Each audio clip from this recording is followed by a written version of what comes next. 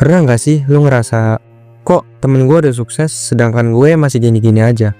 Nah, banyak dari kita yang ngerasa ketinggalan.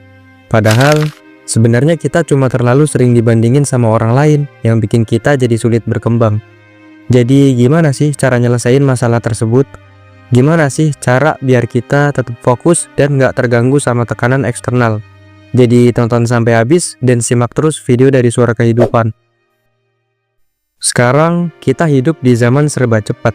Semua pencapaian orang bisa kita lihat cuma lewat scroll TikTok atau Instagram. Ada yang umur 21 udah punya bisnis, ada yang baru lulus tapi udah kerja di perusahaan besar. Nah, tanpa sadar kita jadi mikir, lah, gue kapan? Masalahnya, kita nggak lagi fokus sama hidup kita sendiri. Kita sibuk lihat timeline orang lain, sampai lupa kalau setiap orang tuh punya jalan dan waktunya masing-masing.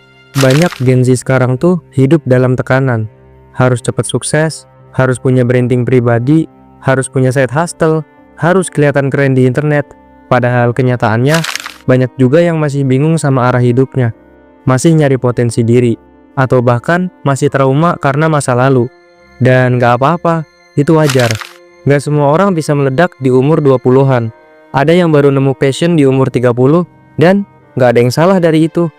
Fenomena ini muncul karena dua hal. Pertama, sosial media bikin kita cuma lihat hasil akhir, bukan prosesnya. Kita nggak tahu berapa kali orang itu gagal, stres, atau pengen nyerah. Kedua, sistem pendidikan dan budaya kita seringkali menanamkan mindset sukses cepat, sukses muda, padahal setiap orang punya waktu yang beda-beda. Nah, dari fenomena yang udah gue sebutin tadi, solusinya apa sih? Pertama, sadar bahwa perbandingan itu sebenarnya racun yang bisa ngebunuh lu pelan-pelan. Lu cuma perlu evaluasi diri lu sama versi lu yang kemarin. Kedua, ambil jeda dari sosial media kalau perlu. Kasih ruang buat diri sendiri berkembang tanpa tekanan ekspektasi luar. Ketiga, mulai nikmati proses. Fokus sama progres kecil. Dan yang paling penting, kita semua nggak lagi balapan. Nggak ada garis finish yang sama buat semua orang. Kita bisa sukses di umur 25, 30, bahkan 40 atau lebih, asalkan kita tetap jalan dan gak berhenti. Jadi, kalau hari ini kita lagi ngerasa gagal atau ngerasa tertinggal, tarik napas, tenangin diri. Kita nggak salah arah, kita cuma lagi belajar pelan-pelan.